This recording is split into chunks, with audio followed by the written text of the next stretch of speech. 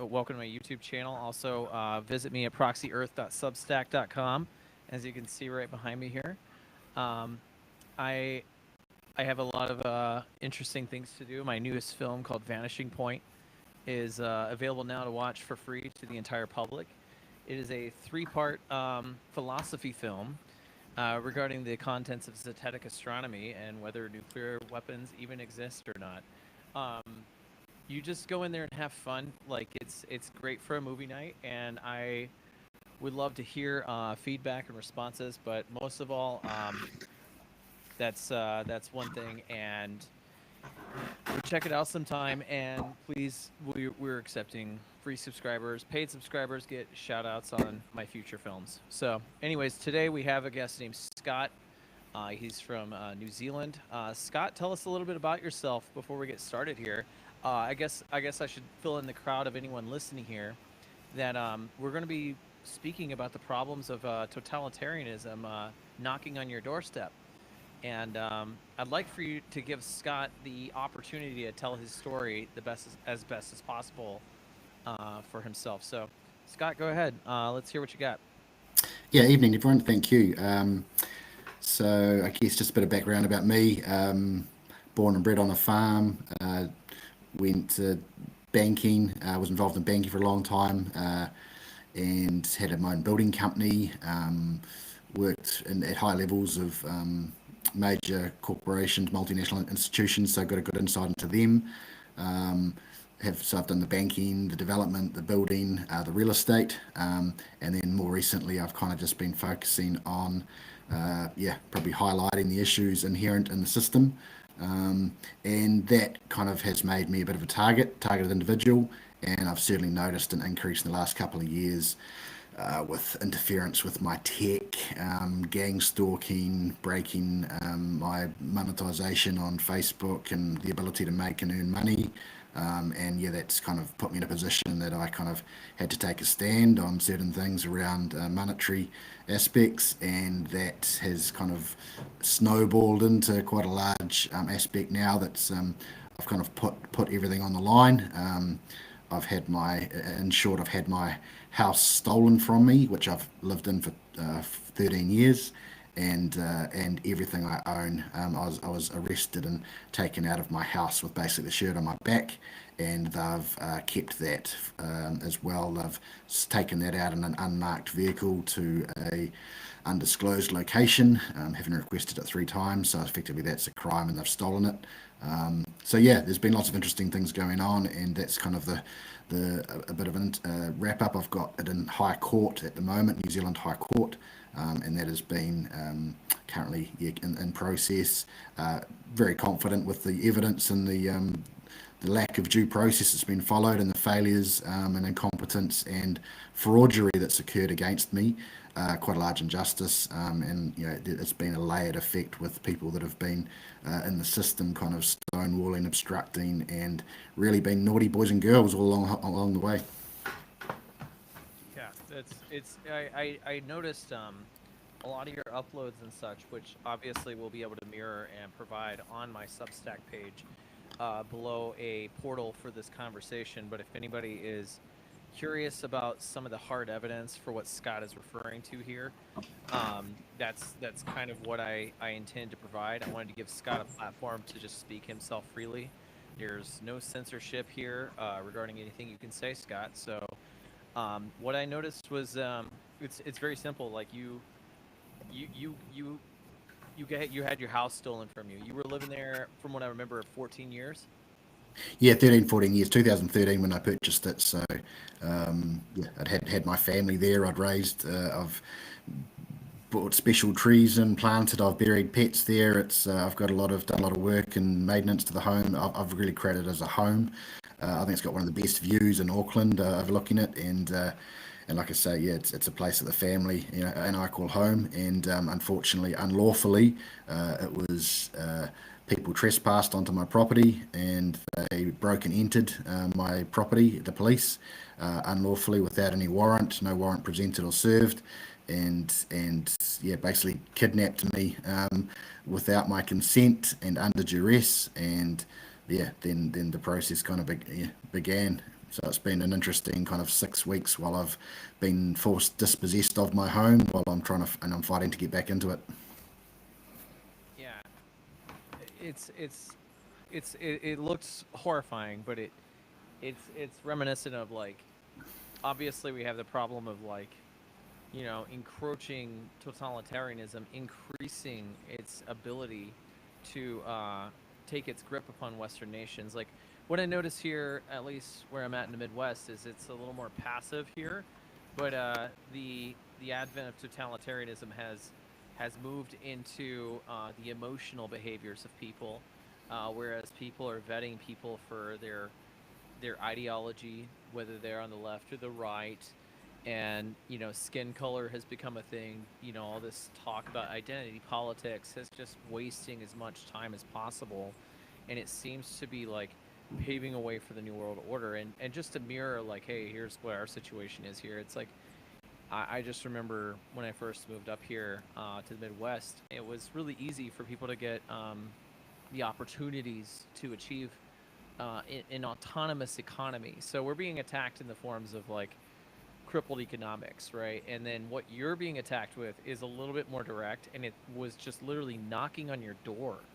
I mean, these people were just like, the police just showed up at your place, ignored everything you were saying, you didn't seem to have the kind of rights that Americans might have, which we still have some sense of constitutional rights. But I'm on the same page with you as far as like, beyond the legal, there's the law and the common law, and we know the difference between the law of the land and the admiralty stuff. Like, I've looked at like a lot of the Brandon Joe Williams stuff, and I find it very interesting. But quite literally, the totalitarian state came and knocked on your door, and just full on took your house away from you for sake of a greedy real estate person. From what I and this Yeah, is I'll give a bit of background if you like to what kind of led up to it. It has been a battle for probably the last 16, 18 months. But effectively, I had a mortgage which I'd signed with HSBC, and again, the merit of that could be looked into if you go into the the fiat currency back in a mortgage. I know there was a Supreme Court ruling recently in January 2025 where they ruled against dispossession of houses with the mortgages. I think it was the Barclay and Moore case. I need to double check that, but that's something actually we could add below to the Substack info.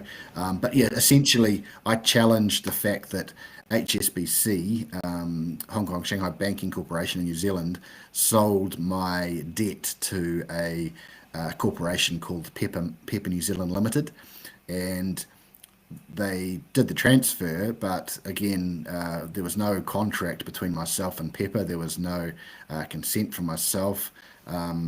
They basically are trying to refer to a clause in a contract that says that it's able to be transferred. But again, there has been no consent. There's no signatures or consideration or transfer of any kind of real money between myself and Scott Robert Gordon, the legal entity, and Pepper New Zealand Limited. So there's been no due consideration. There's no meeting of minds. There's no due process around any transfer of, or the mortgagee transfer. So effectively, they come to me saying, we now own your debt, and it's like, well, thanks very much, but who are you? And then they say, well, start transferring your money in this direct debit to this account. So I was like, well, I challenged that, and I asked questions. The lawyers obviously get involved, and they transferred it, but they delivered a letter to my doorstep saying I'm in default, and I recognised that, and I came back and asked a lot of questions around, well, where's your contract? How did you transfer this mortgage? What rights did you have in administrating that? There was silence, and then there was a bit of an ongoing to-ing and fro-ing with correspondence between them, basically, asking fair questions around wanting to know, justifying, proving proof of claim, how can you do this? But effectively, they are relying on the fact that there was a letter dropped on my door saying that I was in default, and then the next formal notice or next thing I get is basically a real estate agent asking to do an appraisal on my home, and advising they're going to sell it. So at that point, I had to try and stop the process with an interlocutory application to the New Zealand High Court to try and stop that process, because there'd been no court case or no High Court writ, no for possession of sale or mortgagee sale advice. No court case had been held to give anyone any authority to sell the home and land, and there'd been no High Court writ. There'd been no contract to substantiate, or proof of claim substantiated, which I'd been asking for, and there'd been no service, which needs to be in person with service saying, this is a High Court writ saying that, we're going to sell your home. So none of that has occurred. So due process has definitely failed. I had actually offered legal remedy to stay in honour for, in the eventuation that it was found to be an issue. So I wanted to remain in honour, and I made legal offer of remedy, which was in the form of a $10 coin, which is legal tender in New Zealand under New Zealand Reserve Bank Act 2021 legislation, and into section 153 1.a, it alludes to legal tender for $10 coins being able to pay for any amount. So effectively, a real money coin, legal tender, can actually pay for any amount billed or invoiced, which they're trying to invoice for funds, which is different from money if we're going to go into that. So yeah, effectively I remained in honour, but I got an interlocutory in. The next step is the interlocutory application that I delivered on the 22nd of October was accepted under a waiver, with waiver of fees, but then I went home waiting for asking, when's the court case going to be? Oh, we don't know yet, we're planning it. The next I get is an email from the registrar saying, the hearing's been had, here's the judge's judgment, we're declining your interlocutory application. And I was gobsmacked, because it's like I haven't been served a writ, I haven't been serviced, and I haven't had an opportunity to challenge this case. So what had happened is that the very next day, on the 23rd of October, somehow the defendant's counsel turned up at the court, had the hearing with the judge without the plaintiff being Scott Gordon being present, and then there been a hearing and judgment passed on in absolute ignoring the points made around equity and consideration and the contract and of the case. So they went along, but it feels like they just turned up, had a little coffee and a powwow together, and decided what they were going to do, and then issued the judgment, because I hadn't actually even been notified of the court hearing by the registrar. So somehow the defendant's counsel have communicated that there was a hearing to them, but there was no notification to myself to be made aware there was a hearing. So, like I say, they proceeded without me, and then that's kind of eventuated into, next steps. It sounds like you just got finessed. Like, you got finessed by greedy people who, I mean, what happened is you didn't even sign anything. You weren't even talked to. They just one day showed up and said, "This isn't your home anymore." And I mean, to me, that's what it's exactly what the function is. And so, like, there's some people who, like, it makes me wonder, because I've always been talking about this, especially like in the platform of like I like to make coffee drinks for people and ask questions, and I have like really amazing coworkers that bounce ideas with, and I just like to ask sometimes, like, like, what is it when a home is empty, or like somebody is out of it or gone or whatever? What entitles these real estate people to just go up and claim ownership of it? And then what entitles them to sell it to someone saying, yeah, they have just enough income to pay for the monthly payments or whatever, and then it's banker stuff, right?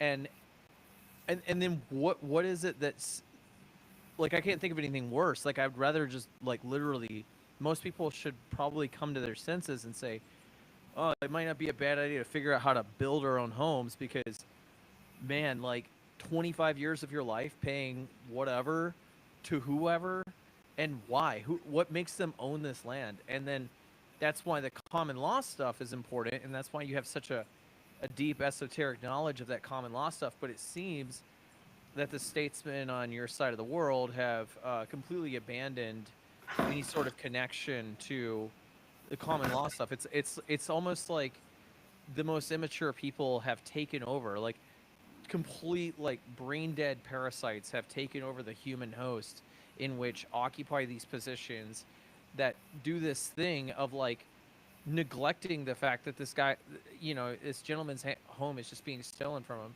He raised his family here, and so, because someone wants to see a profit, right?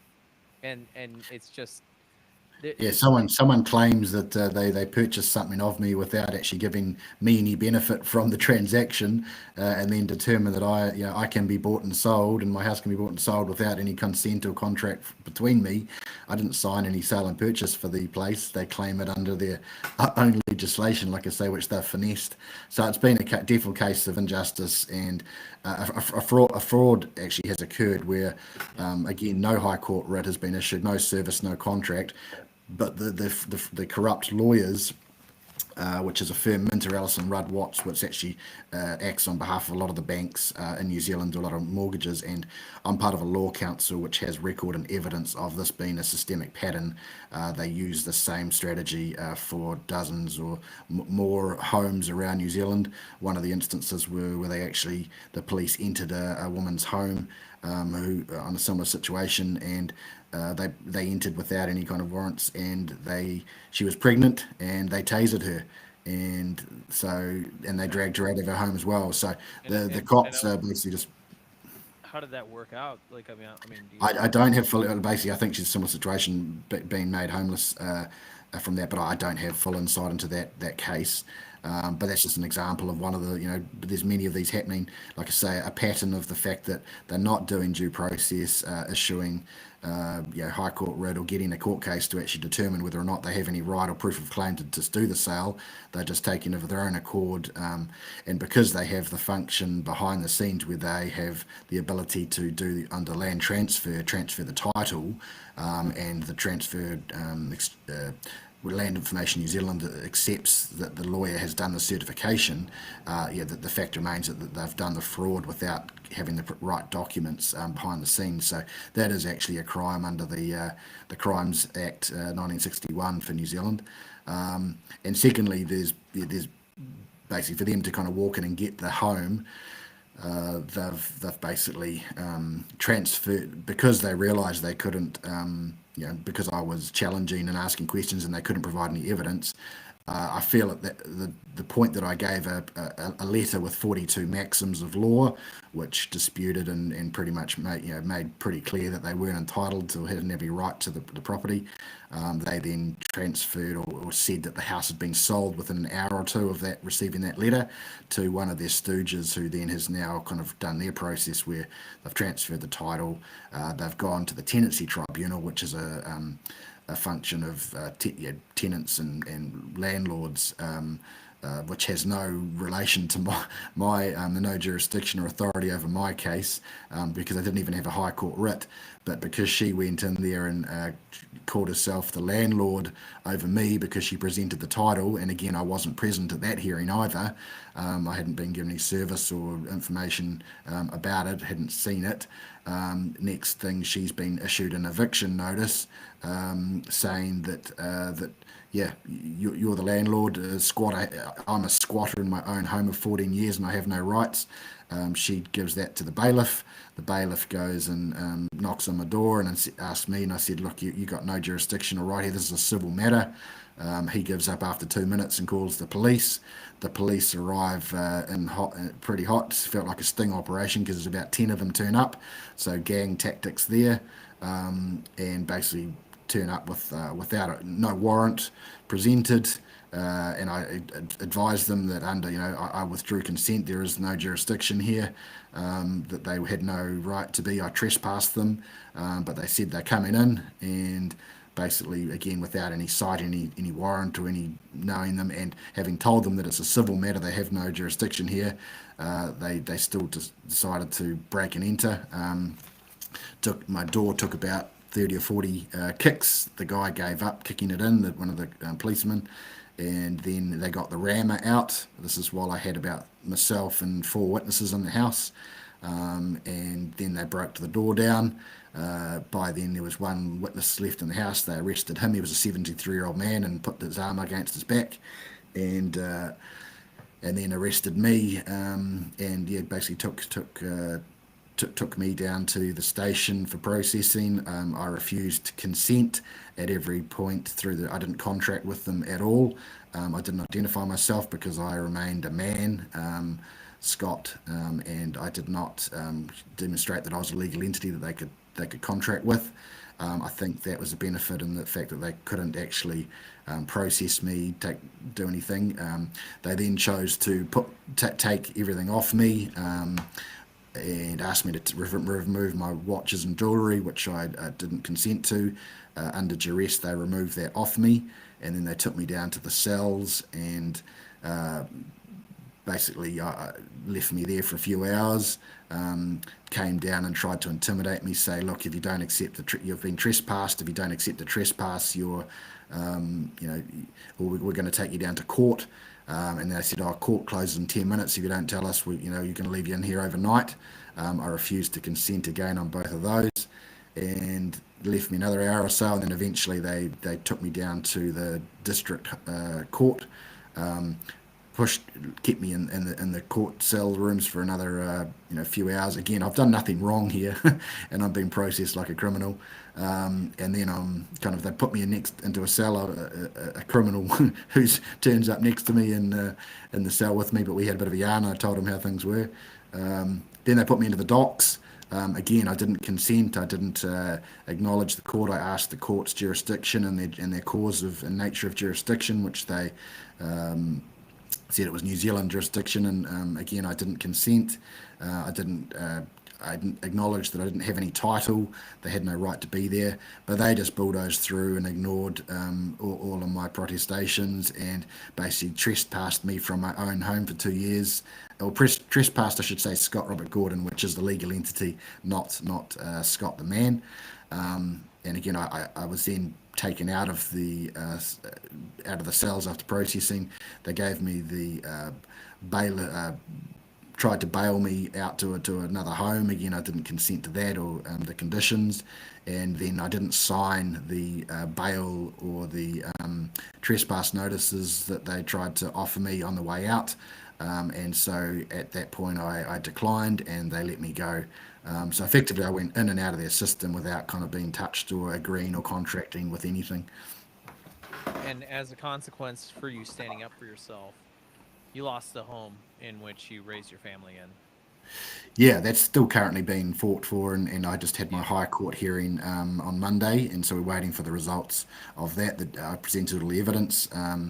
Again, the Defence Counsel tried to influence and do what they do, but effectively, for the lack of evidence, the lack of due process, it should really be a cut and dried process. But unfortunately, because the judges are also seem to have been part of the Law Society, and they have to defend the bar and the jurisdiction and the Admiralty law jurisdiction, it's in question, and she has reserved the judgment, which is interesting, because why would you reserve judgment when it's been plainly made obvious to you that there's been no due process, no High Court writ, no service? So she is allowing the fraud to occur and continue, and the proceedings to continue, when they should have been called a long way back.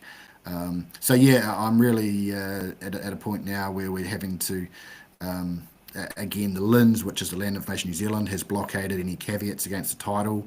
They've restricted and given no reason for doing so. So right through the process, everyone that's touched it, at the time that the woman had taken over the property, and her husband or partner were taking the things out of my property, trying to intimidate and influence me. They backed up with an unmarked truck, took the majority of my belongings out. I've probably got I've got my whole life's belongings in that home, and they took that to an unmarked location. I asked 3 times where it was. She refused to tell me. So effectively, that has been stolen. I had footage of that, and I was recording them as they were doing it.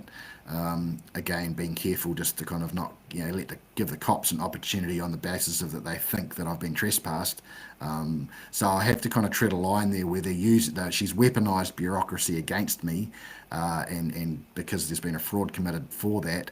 So I just have to kind of stay in peace and be calm, and effectively try and navigate the system, but I guess collecting evidence along the way.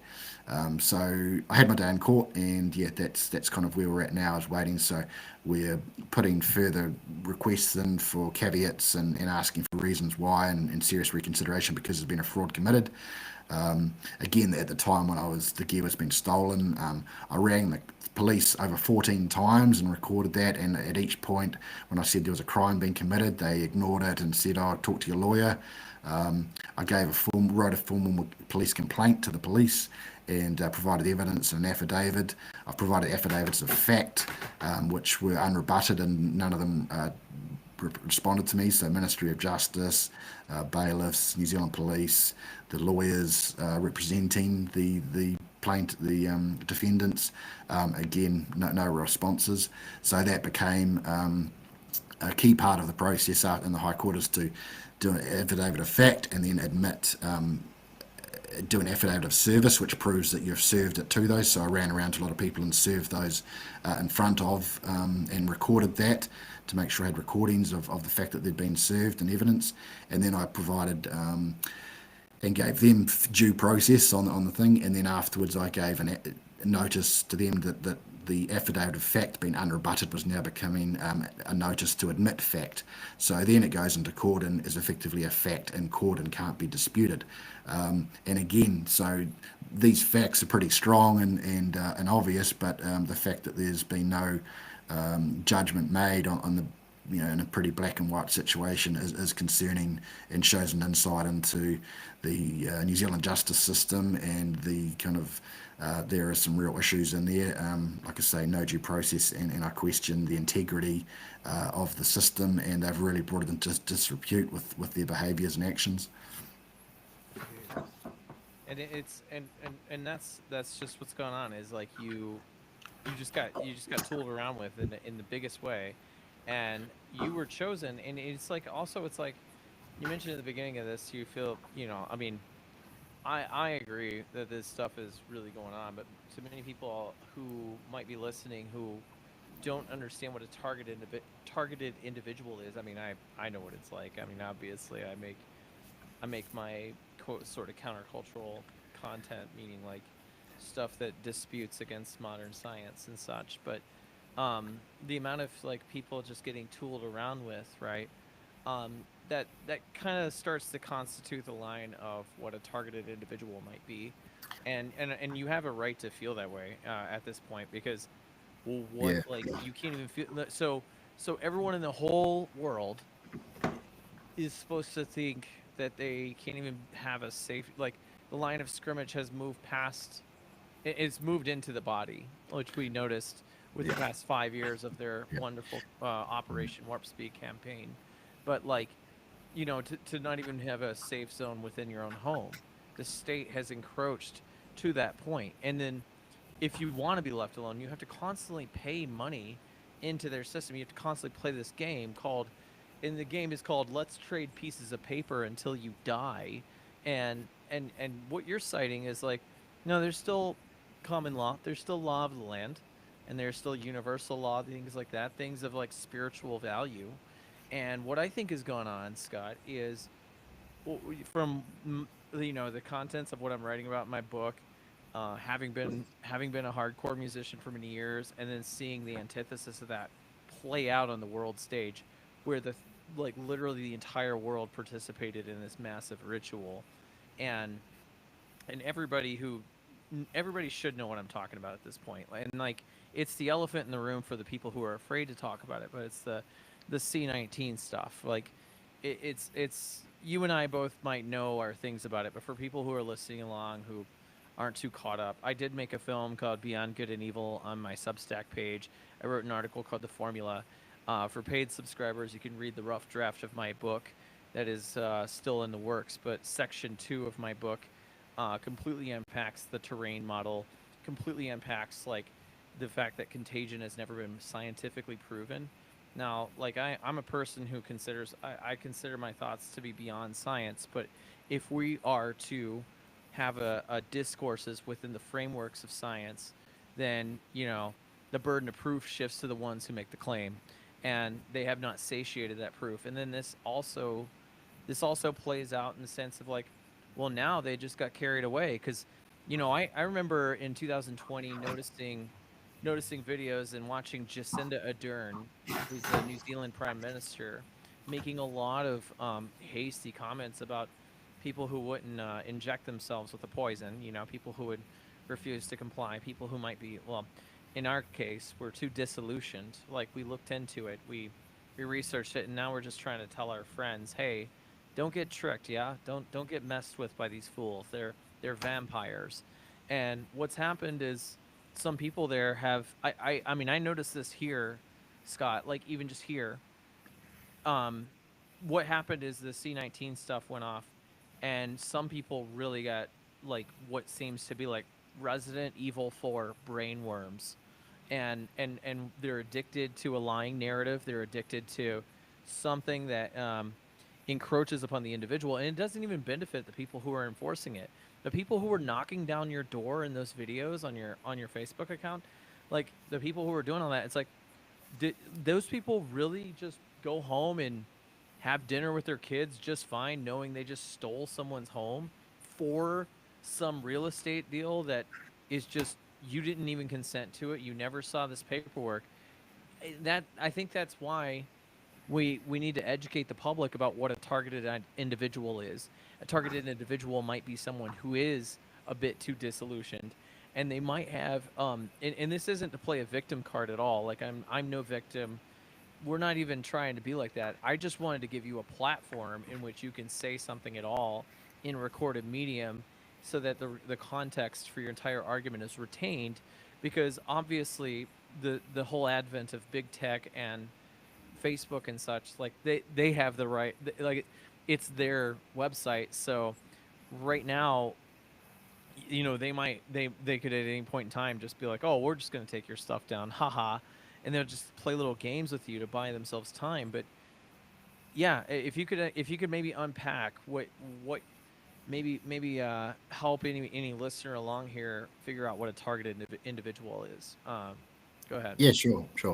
Um, so yeah, there's a bit there, but I guess if I think back probably a couple of years ago when I started speaking out about certain things, and I'll come to those soon. But effectively, once I'd been see identified, I think because AI is so prevalent amongst everything, it has the ability to kind of, the bots kind of start attacking. I think of them like the sentinels from the Matrix. Like, they are coming in and they are bringing false. I had a real estate business where I was selling, and I got, false bots inquiries. I had a really good system actually created, and on the first day that I got it up and running, I had 11 leads, and I was like, holy hell, we're away here. This is great. I could convert those, but that lasted a day, and it was broken, and it's like, hang on, this isn't quite how it right. And then even after that point, it was never able to kind of get the same momentum and things where I hadn't changed anything. So that's an instance of that. I had. Prior to that, I'd sold probably 40 contracts on a large development. It seems the banks had kind of stopped their funding on that one and it wound up. So that one cost me about 400 grand because I wasn't able to settle on the properties that I'd sold there. So, another impact onto my bottom line. And again, this is a domino effect from the C19 implications of, the money that's flowing, and the amount of, the decisions made by politicians and council and anyone else to stop, funding, close up shops, stop businesses like that, has a domino effect on the whole economy. And obviously that impacts on everyone. So again, not claiming the victim, but that is kind of how the cycles and systems are created to,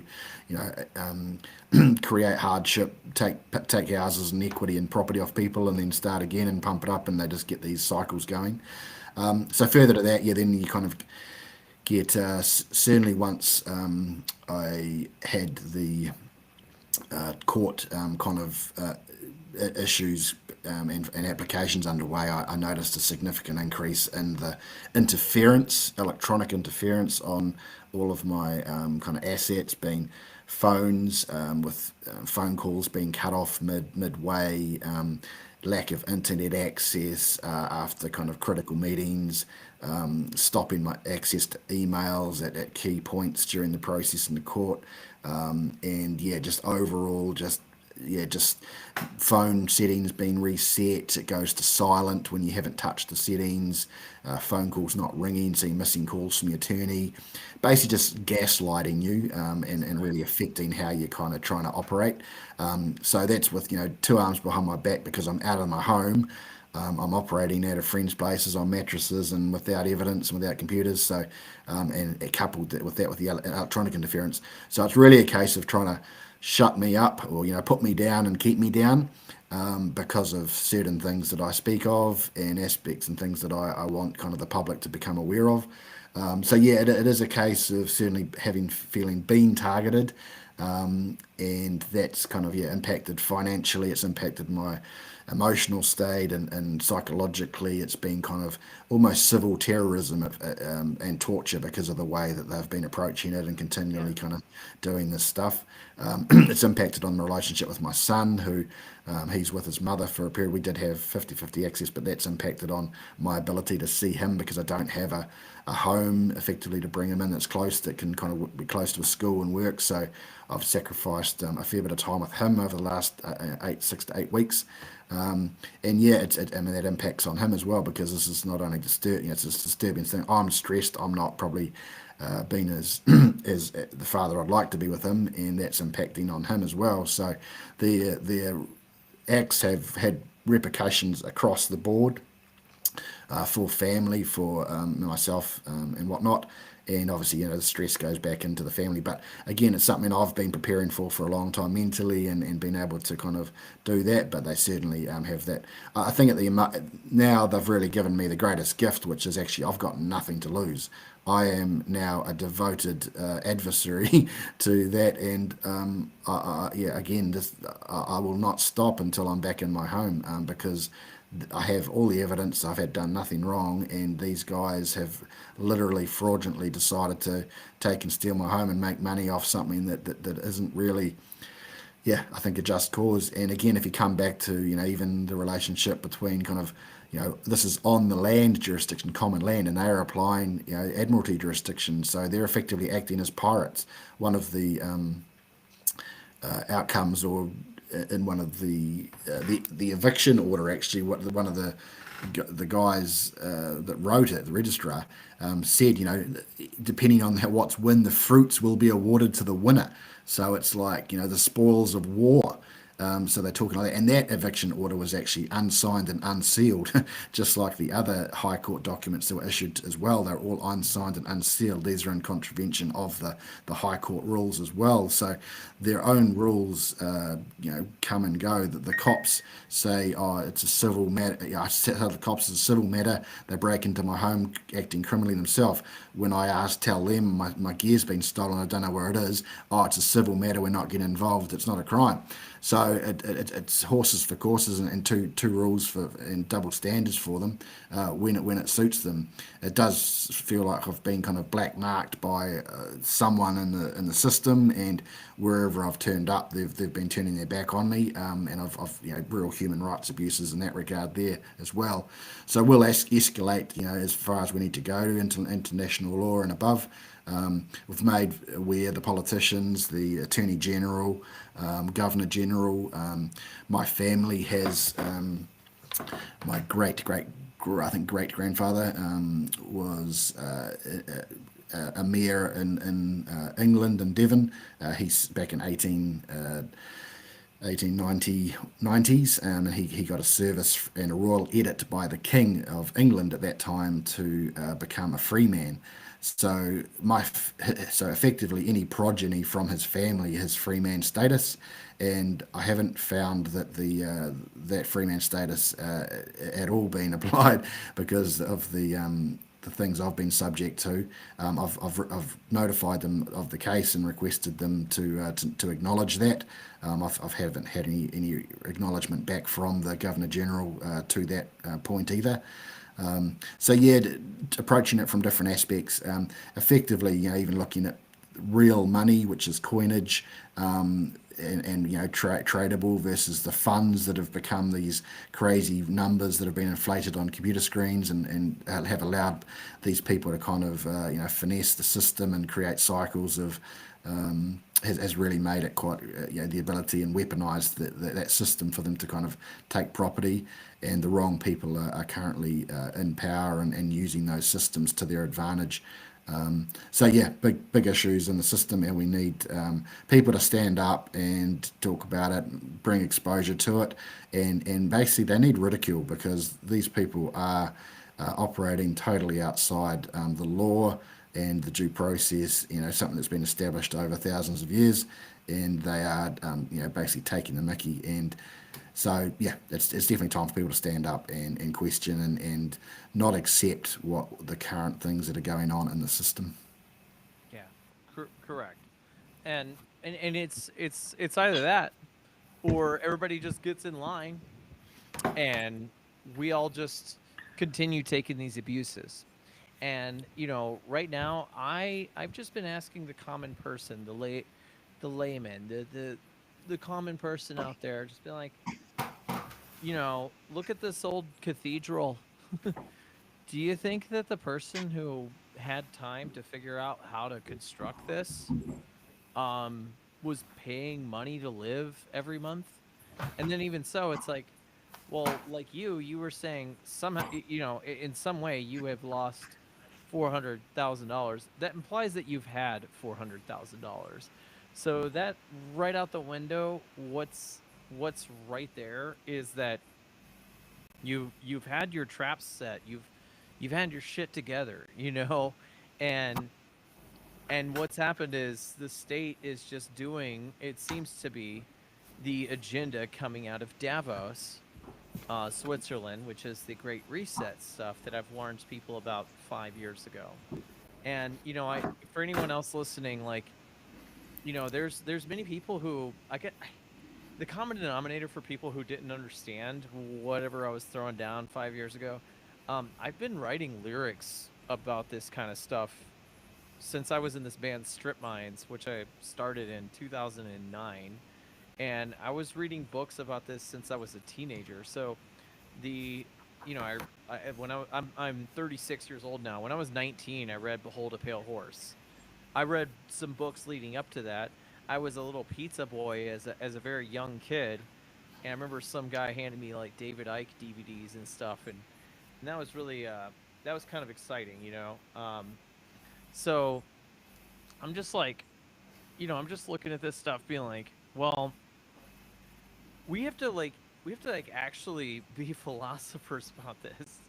We have to actually think about this. We have to care about our fellow man. And to me, I'm like, well, I can think of one thing. It's just, let's let this guy come on and talk. And I can understand also, like, you've probably been messed with so much to the point where it's why you're like, I'm just gonna be Scott from New Zealand, I understand. I'm I'm myself, I'm like, I'm with you, because here's the thing, nothing to lose. Well, they've given us nothing to gain. Like, there's no point. Like, if someone buys a house today and they just believe the narrative of everything and they get their booster shots and whatever, then the state's like, okay, I guess you could keep your home. And besides that, they're just out there starting wars. They're giving money to Israel. Okay. And then beyond that, they're giving over, well, here in America, and I'd like to know what you think of it there, but here in America, the advent of modern science has grafted a lot of money from the taxpayer towards the space agencies, which are, for the common person out there, they think they're going to space. They think they're out there in space taking pictures like this one. Like, you think this couldn't be art? Really? Have you ever seen Star Wars, y'all? What a wonderful world. And that's just it. It's like, enough is enough. Like our grandparents' generation, they they probably paid like 10, chump change for their homes, but they didn't realize they were buying into a system which would eventually turn into this. Like no peer of mine who's like, let's say they're above the age of a teenager, like, hey, you're about old enough to like smoke cigarettes and start a cool band, all the way up into my age-ish generation, a little older than me. That chunk of people is like, we're the adults in the room now. I can't think of any of these people unless they have some sort of massive finesse of money online to figure out something to just throw cash around. I can't think of any reason why these people would buy a home at the moment. And I even heard something about like how there's like 1 million empty homes out in Florida. It's like, well, what's up with that? And the real estate market is just like, oh, the real estate market's in crisis. It's like, well, it should be. It shouldn't exist. Like, what is this? Like, can we not? I'm at the point where I'm like, okay, that brings me to question: what is a person who has their own home like doing, owning 10 properties and then subleasing into whatever? It's like, the place where I'm at, there's no security here. They have a fake cop car. Like in the game Metal Gear Solid, you can throw like a fake version of yourself out there for the guards to chase, but it fakes them out. Well, we have a fake cop car here. Okay, they don't. They're so tight and greedy with their money that they want to just like, oh, here's a fake cop car, and maybe nobody will come and do stuff. Well, okay, so that's not a dog turd in the hallway. That's a human turd in the hallway, and no one did it. No one who lived here would do that. They all have bathrooms. So, what's going on? And what's happened is beyond the realms of home ownership. Now we have people who don't have a home everywhere, and we have empty homes everywhere, and they know that they can't deal with all this because then that would put the housing market into crisis, which it should. The housing market doesn't even deserve to exist at this point. It's what a tragedy they've become, right? Absolutely, yeah. I mean, the just to clarify the points there, I mean, my home, arguably is worth. I mean, guess what value is it? I mean, it's a home that you live in and bring your family up in, but the value or worth they'd put on it, say 1.6 to 1.7 million, and that is but take away your say your 500 of debt, they're going to be stealing 1.2 million of equity from me. So there's a significant amount of money that they're standing to make for that as well. But yeah, like you say, that there's some issues around. There's been a slow and gradual encroachment, abuse of the systems. We see a lot of it is run by the lawyers and the ringmasters around it, and they've been given because lawyers are members of the Law Society, and obviously all the judges are ex-law society, and they're protecting the bar. There is certainly issues around how these people are swearing and to uphold the bar and the corporations, which are dead entities. These are mindless bits of paper that only really have any action or anything done for them because living people act on their behalf and choose to take homes away from people because of some corporation or loss, but that's a dead entity. But they've been given human status or person status, which allows them to act within the system. So yeah, there's some real issues going on with that. Like you say, you've alluded to the real estate market. I mean, a lot of the homes in New Zealand and around the world will be empty at the moment. There's been a significant amount of people that have, I would expect, died because of certain things that they've received via injection with the toxins in that. Yeah. New Zealand was going pretty well before the injections arrived in New Zealand. Mm. I've heard evidence, and I haven't been able to verify that, but our population drops from 4.8 million down down from 4.8 million down to 4.2, I think.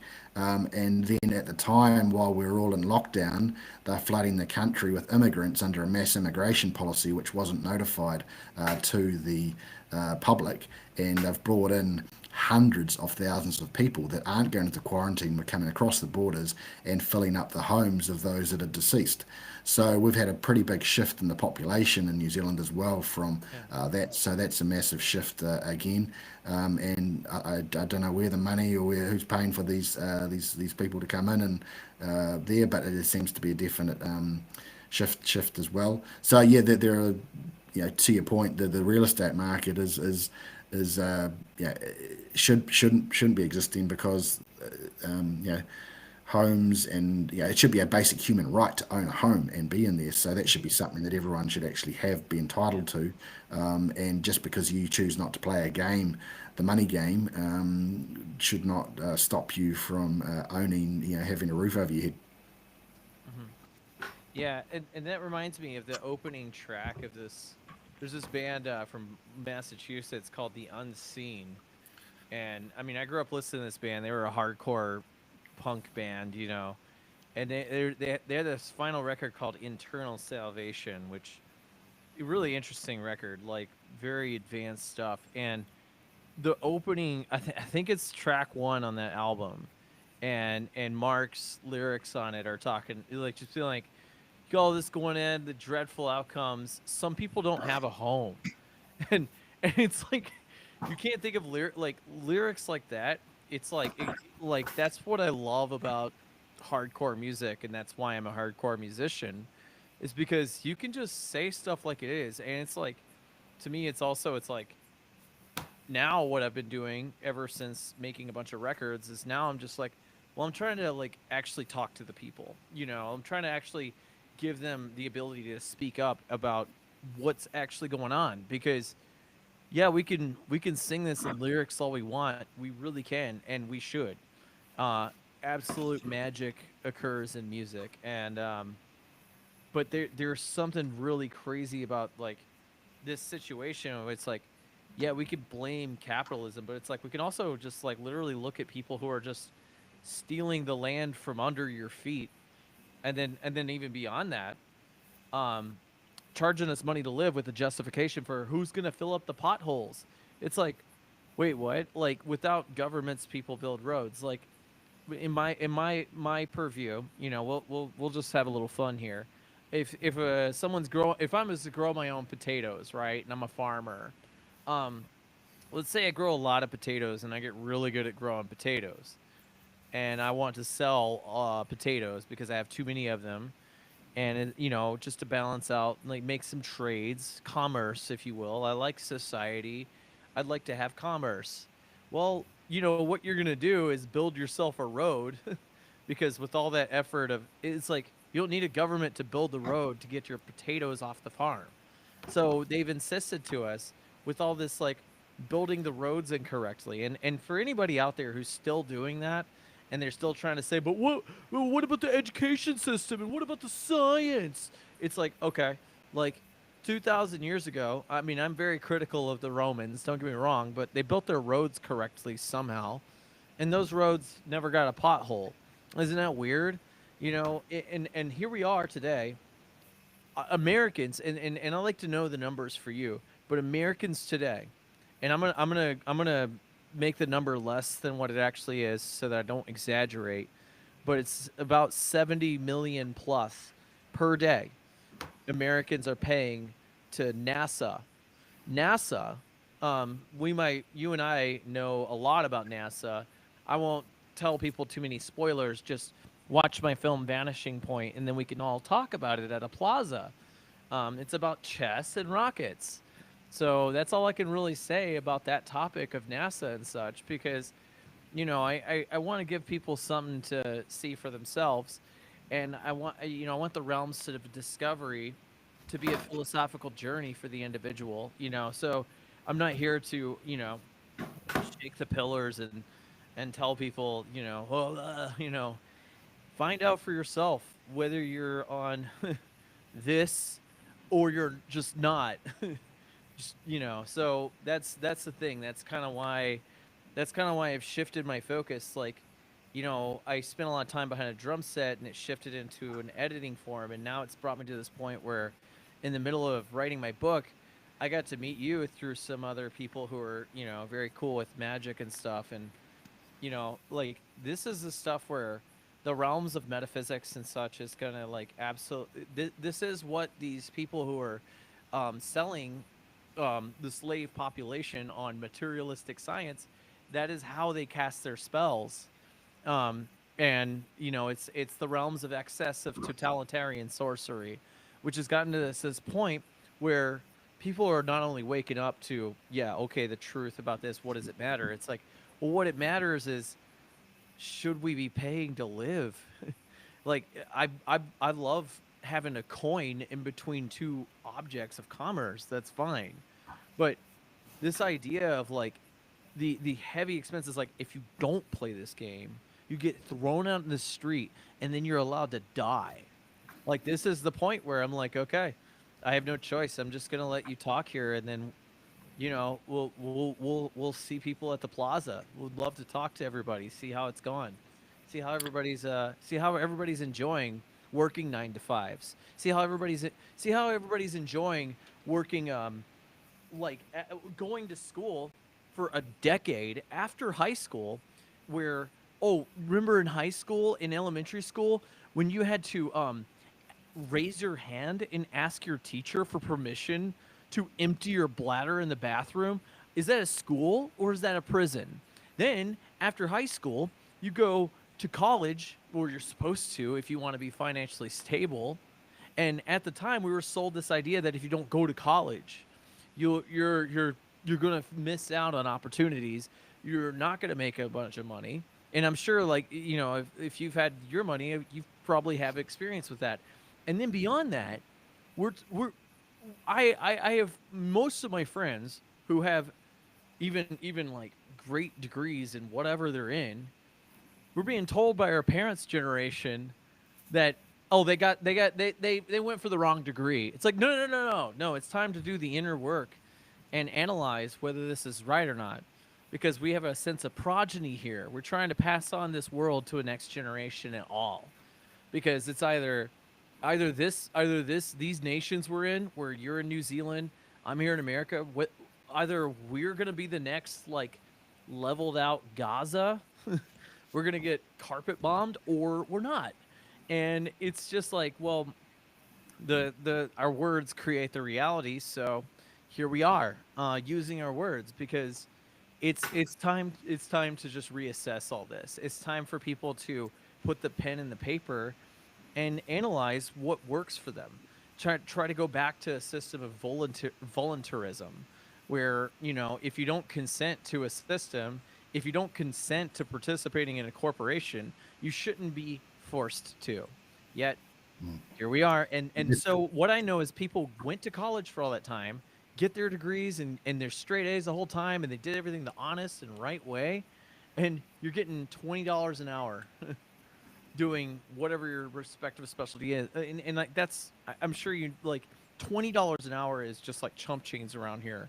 Our eggs are getting close to $10 for a carton of eggs right now. So, in half an hour of your work, after you went into extreme debt with college degree stuff, like, the average person is experiencing that as we speak. And I'm just like, well, hear out my friend who just had his home taken. Like, either we start like actually talking about this, and, like, we start, like, having some sense of peace with each other, not punching left or right, just like, yeah, let's let people talk to each other. Like, hey, let's let somebody be wrong in a conversation here and there, like, whatever. But it's pathological at this point that someone like you gets your home stolen from you because of some sort of shady business deal, and now you're out in your ass because like, for no reason, for and no one can tell me there's a reason ever. That's it. Like, there's no ability at this point for someone out there to be like, well, actually, you could, like, you're going to go human shield for the state, you're on the wrong side of history, and then you're not passing anything on to the future generations of people. So, like that's my, when I do that, I'm like, I'm done with this like PC shit. It's like it's time for people to just talk about it. Yeah. So Yeah, anyway, totally agree, mate. Yeah, no, you've touched on a few points here I agree with, and them crossing the threshold of my home and ignoring my blacks law is what they run on, and they by ignoring that they impinged on a fundamental, they broke a universal law of self-determination, where I was saying I do not consent, I'm not part of the system, but they still bullied their way in. We call them the bash street kids, and they came in and they took it. So yeah, that's when you look back at where that's come from, they've effectively been brainwashed. They haven't been given the appropriate training on true law, and you wind back and that's come from old laws that have been that have been there for an antiquity, but because they've over a certain period, and I think it was 1986 that they made the New Zealand government change from parliament to a corporation, and then corporations then have rights, and then so these laws have these domino effects where people are putting laws in place and they effectively rule from the grave, because once they've died or passed or whatever, these laws still exist and people still act on them. So we do need to kind of almost have a rolling constitution or of laws that are refreshed and for the contemporary age, and not having these antiquated laws. Like the High Court is well past its use by date, in the court system and the lawyers, because it's acting totally unfavourable against the people. Like government was originally created, for the people by the people, but government, to govern means to control, and ment is from mente, which is mind, so it's controlling the mind, and from mental. that mental, yeah, and from that we're experiencing their propaganda that they put out. They've created wars and made people fight because people benefit from bombing a city, lending the money and rebuilding it, and someone's made money on dropping the bombs on rebuilding the city and financing it on the back of it. Likewise, they do that for conditioning kids in schooling, and putting them into the system and only letting them get so far. They're never going to educate you to have a revolution. They're going to Yeah. keep you a part of the system, a cog in the wheel, and you're never going to be able to kind of really see behind the veil, because they're only teaching you and conditioning you from a young age. Like you said, you have to ask to go to the toilet. You have to never question the teacher, or you have to, the scientists then become the authorities, which are never challenged, and they get things wrong, and they've been proven to get things wrong over eons. So the systems we're operating in are broken, and the wrong mindset and paradigms are currently underway, and the human mind and the words that we use, do create certain reverberations. So we have to be careful in how we use and how we treat each other, to create justice amongst us, and to elevate humanity, to have a higher understanding. Again, depends of how philosophical you want to get, but we are eternal beings having a spiritual experience here. We've had iterations and iterations of time here, and there's been resets, there's been melted buildings and evidence and layers of civilizations that we're on top of. We used to build homes out of stone and this amazing concrete that gets harder and harder with age, and supposedly they were built with pick and shovel, but that's a farce, because you can see they've got 30-foot high doors into it, and why would you build a 30-foot high door for a 6-foot high human? So history and his story has been totally manipulated to suit a certain narrative, and the truth has been hidden. So we are at a time where we need to be really dig in and looking at things practically. Like, yeah, and there's old antiquity. We used to have free energy systems. The cathedrals were cathodes, and they had drew down from the ether, and then they've removed the ether from the system. And there were five. The middle finger. John Levi, you're holding up a book. Excellent channel on his YouTube to go and Yeah. have. He talks Everyone pretty. check this guy out. John Yeah, I've learned. Levi, David Edward, Yeah, Evidence of the Old World. This yeah, is learned this a lot book from is those great. guys. Yeah. And you're exactly right, dude. And also James W. Lee's The One World Tartarians. Um Yes, got that one as well. Whether anyone agrees with that hypothesis or not, just worth checking out. That book is amazing. Yeah. The Um, evidence is irrefutable. I mean, you've got them across the realm. There are all of these similar sized, shaped and styled buildings that we're claimed to have only had limited resources and time to be built, but they're still standing, and there's been wars to take them out and hide evidence. And but meanwhile, again, like it's, look at my microphone cover here. Don't you realize the most advanced science ever took us into the vacuum of space here? Y'all, come on. yeah, I gotta up thank past it, I gotta Van Halen. thank Tiff for these socks, just in case she's ever Yeah. watching this episode. But Now, key thing there, and I don't want to do a spoiler on your things, but effectively the most abundant resource on the planet is water, and at rest, water needs to be contained, and it finds a flat and level surface, and therefore you can throw a laser across it at 10 meters, 100 meters, 1,000 kilometers, 100,000 kilometers.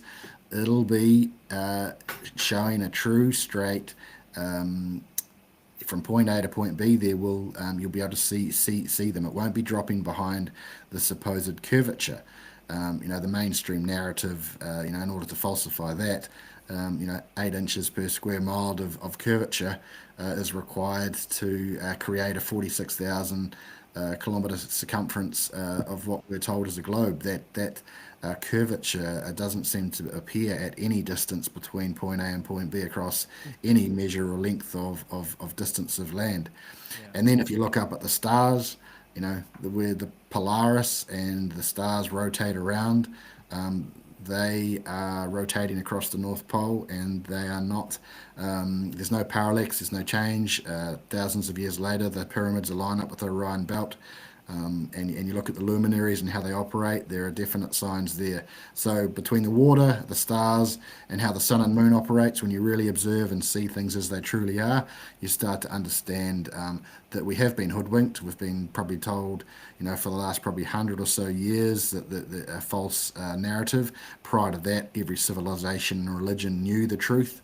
And we've only just really started, got to a point now where we have to kind of bring that understanding back, stop the deceit, stop the inversion of truth, and start to live in truth, because yeah, there's been a lot of people and that have been harmed from these lies and deceit. right, and there's something so useful about like using art as a medium. This is what I'm doing. I'm just giving you a sample, just a sample taste of like more of the section of my film that talks about exactly what you're talking about. I just know my timestamps. I made the film, so like I'm not as like clever as David Weiss, where I imagine. And by the way, like I'm gonna get in sense of humor here. Imagine David Weiss has this giant motherboard where he could just push a button and the videos behind him, and it's just like he just knows. Oh, frequently asked questions. Boom, boom.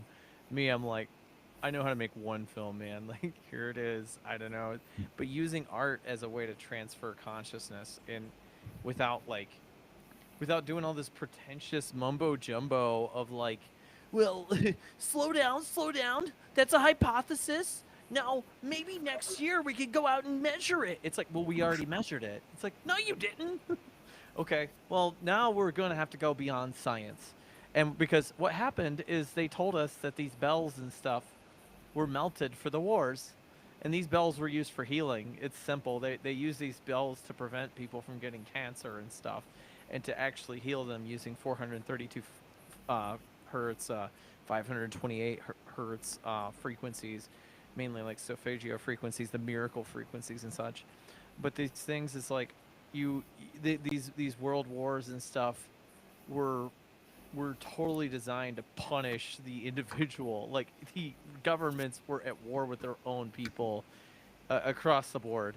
The allies were the bad guys too. Everybody, like, please stop with this. Like, I mean, there's a lot of disinfo with a lot of the war stuff. I mean, like, I ate mushrooms one time and then hung out with my buddy Austin, and we sat there and like hey, let's, the camera was invented around the Civil War. Let's see if we can find a photo of people actually walking out into fields into straight rows because their generals tell them to, loading muskets and stuff, just like they show us in the Hollywood movies.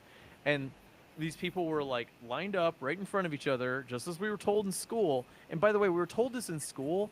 For me, it was like, I think I was like 9, 10 years old, probably in the fourth grade. I want to say also the second grade a little bit. But they told us all about the wars, the wars, the wars. They told people in the Civil War of America that like between 1861 and 1865 that they freaking, oh, there's David Weiss right there just a second ago. But like they told us that these people just went out there and pumped up their muskets and lined up willing to die, wool coats on a freaking hot day, and I think they did that to prime current soldiers to say, well, hey, going to war now is not as bad. And then they finessed everybody to actually showing up and shooting strangers for World War One. It's like World War Two. Like you went out and you just took your government's word for it, huh? Is that is that how this works? Like, and also for all these dipshits out there being like, oh, Vietnam War vets and stuff, they were drafted. It's like they could have said no. They got to go to jail. It's like, okay. The alternative is you get to go shoot people for your government. It's like, huh? And so that brings us into a sense of setting for where we're at. Like people have been called and tamed with like TV programming to think that, oh, things are okay now. It's all good. It's like, well, yeah, if you become like a targeted individual or you say anything out of line, you get your home taken away from you, dude. Like, huh? Like that this game called Let's Trade Pieces of Paper Till We Die, not too cool. Not very fun for anyone. It's wrong. And so us finding this thing about about the world not being what they say it is, they say it's this, okay? They say that you live on that, and they're using it to hide land from you. They're using this vacuum to hide the ether, and they're also hiding the advent of intelligent design. Even if you want to zoom in real small to the size of your body, tell me about this evolution story while we have the most amazing optics ever with a human eye. No one can do it. And also like the thing crawling out of the water and eventually becoming a monkey and it's like this is the shit we were taught in school, and we were force fed this stuff. And Eric DeBay said it right, man. Um, Eric DeBay said, the only useful things we actually got in school were freaking reading, writing, and basic arithmetic. Like basic arithmetic enough to just like understand sacred geometry, perhaps. So. Yep, totally agree. And again, there's a lot of evidence within sacred geometry and the geometric patterns. I think Pythagoras says, don't was it Plato? He who was ignorant of geometry shall not enter. So to really see the patterns of geometry and how things, I think it was that was Pythagoras who said that. Pythagoras really was, yeah. To have Music those and geometry. Yeah, Was, yeah. and then like and then Goethe, author of the book Faust, said that music is liquid architecture, and architecture is just frozen music. That's shocking, isn't it? Definitely, yeah. No, And I've got a little prop for anybody watching. For anybody who's listening, just keep listening and fine. If you're driving, don't look, but you can look later or whatever. We're sitting at the 1 minute and 13 1 hour and 13-minute mark of the video in case you want to look at this later. But this is the important part. This is a natural formation, and this is a formation in nature, okay? This is the 83rd element on the periodic table. This is called bismuth, okay? The boiling temperature for this, if I remember correctly, is about 520 degrees. And so that means you can melt this stuff and make it level just like water, okay? So that's when it becomes liquid. And then what happens is you can adjust how its shapes are I would argue using frequency. In this case, music is magic stuff. Like, um, which by the way, there's a YouTube channel called Music is Magic. Recommend his stuff quite heavily. But this is bismuth, and it forms like this in nature. Nobody zoomed in with a tiny hammer and chisel and put this together. It's ridiculous, you know. And for people to like, what does it look like? It looks like a cathode of the old cathedrals. Makes you think. Like, what if you could just take this, shape it like this, pour some I mean, maybe build metals around it. Maybe you could just pour concrete around it, or maybe you just leave it up there, because the Earth isn't going to get 520 degrees, and you find a way to put structure around it. Let's just say you and I are going off riffing. You could do this, pour concrete over it, and then just heat up the concrete, melt the bismuth out, and then you have a structure that was around the shape of what there was. And you do that over and over again until you have yourself a monolithic cathedral that's like, that nobody can explain how it was built. I'm just guessing that that might have something to do with it. I'm not like absolutely like, oh, this is the only way. I'm sure it was just one piece of the piece of the one piece of pizza amidst the whole pie, Yeah, right? yeah, just to check in another option there. I mean, I just thought of it as you were talking. I mean, direct energy weapons. There's evidence of them being around for a long time. And even if you look at the sculptures and the beautiful art that is created and the detail of those marble sculptures, like somebody didn't do that with a chisel. It was done with high tech and Yeah. and perhaps laser or AI technology that has been around a lot longer than we're told.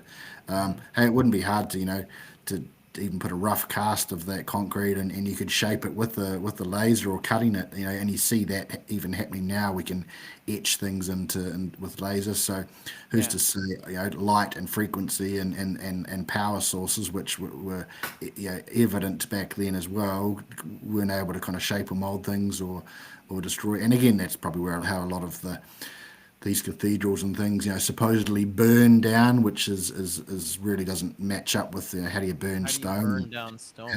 how do these bricks kind of have angled kind of cuts through them? How do these buildings have all tumbled down? Like there was high energy weapons that were used to destroy these buildings over those wars, and yeah, they've been kind of whitewashing and taking And it that away from the people. meltology concept is definitely like, they must have been using Archimedes mirrors, and the Archimedes mirrors is hoodwinked in Indiana Jones 5. But like, if anybody wants to know what one of those is, but also it's just like you can take an old television set from like the 70s, which had thick glass on it, and you can make an Archimedes mirror out of that. But whoa, good information.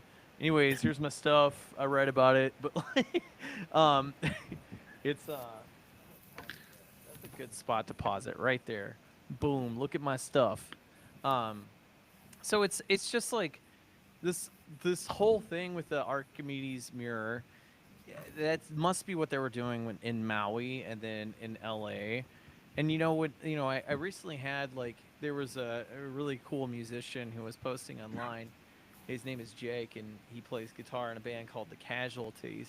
And he was posting that him and his band were going to be doing something to a benefit show for the wildfires that happened in LA. I can understand why you would. A lot of people lost their homes, and there's some organizations that can organize that funding, and there's music and stuff you can use to raise funding for it. But I actually wrote to him, and I was like, hey, like, I've enjoyed your music for many years. It's cool, dude. But like, they weren't wildfires, dude. Like, check out Sean Hibbler's film called Maui in 15. Like, I'm just trying to give you better information. Like, Yeah. I understand the compassion. I understand the confusion too, because not everyone is like at the tip of the spear on philosophy and finding out, oh my God, there's been a massive inversion in our reality, and we we don't live on this. That's insane, because how many years of life lived have people put into this? Today, I actually stumbled upon a guy named Dr. Stephen Young. I think that's his name. And I'm gonna I'm gonna check in my history just to make sure I got his name right because I really want people to check this guy out. Um, I'm really impressed with what I saw, and I'll tell you, it was shocking, but it was really useful because he was a PhD astrophysicist, like PhD in astrophysics, everything. You know, like he really, he was really into that. Yeah, it's his name, Stephen A. Young, and there's a video of his called "Live in Edinburgh." I'll just put it up right here. It's this thing. Um, this guy talks for a bit, and even at the 130, like 135, maybe 134 mark, he gives my friend Joe Hanvey a shout out because Joe Hanvey did a really great model of the world in his basement, just using like just he was like, well, let's just ignore everybody and try to see if we can use the Bible and see if we can scientifically replicate what the Bible is saying, and it worked. So, if you haven't checked out Joe Hanvey, he's excellent. But anyways, this Stephen Young guy, think about what kind of ego death that guy must have gone through to get a PhD in this absolute dumb brain freaking sorcery that they provide, right? And then to come out and be like, "Oh my god, it's all wrong. They're all lying." And here's my book about it, and the world's flat. Like, and he says it without saying it because I can tell what's really useful about that lecture is that anybody out there who might not know what the flat earth argument is, this guy will ease you into it in a way that my film would ease you into it. But he does it in a way with words. So if you prefer the presentation like that, like just throw something easy on while you're at work, like that's a pretty good one for that. But like it's just amazing seeing what's possible when someone's able to transcend their ego, no matter how big the investment is. And a really cool quote, I use it in my film, but it's actually from the film Revolver, which my film is kind of about. Revolver by Guy Ritchie. And there's a quote that appears somewhere in the film, and it says, first rule of business, protect your investment. Etiquette of the Banker, 1773. And I never, like, I couldn't unsee that. But, like, we're just living this inverse reality system in which people are protecting their investments. And by protecting their investments, so this ties into your story. Somebody put money down, and then somebody made a lot of money off of some shisty deal regarding this parasitic real estate shit. And then as a consequence, you got squeezed out of your home by force, by totalitarian force. And like I say, I just want this interview to be an assisting documentation for you to tell your story. And I also want for anybody out there to listen, like understand that not all is hopeless. You know, all like just if you can't be active in the thing, this and that, just say what's true. Just pass the information along. Like I'm not even saying everybody needs to go out and be an activist. I know some people got kids to raise, some people are in situations, some people are in like debt and stuff. I envision a time at some point in time really soon due to conversations like this one that people really can get together at the plaza, and then we can assess whether we're in debt or not. And no matter what the numbers say, if we run out of things to lose because they're making us lose them all and they're taking our lives away, you will own nothing and you will be happy. Um, Now we have to go and assess whether we're even in debt or not. And so when people say, "Oh, the United States is $30 trillion in debt," and I was like, that has nothing to do with me. I'm not in debt. But the people close to me are not in that debt. And why do you even they just printed the money and then they went and bombed and killed a bunch of people with it based on psychological warfare initially, and it eventually effectuated into material warfare. So, you know, it's not hard to be anti-war. Like, it really isn't. Like having a sense of militarism in a village means you have some people around protecting the thing and looking out for the old people and walking people across the street and stuff. But man, it is baffling seeing what it's come to.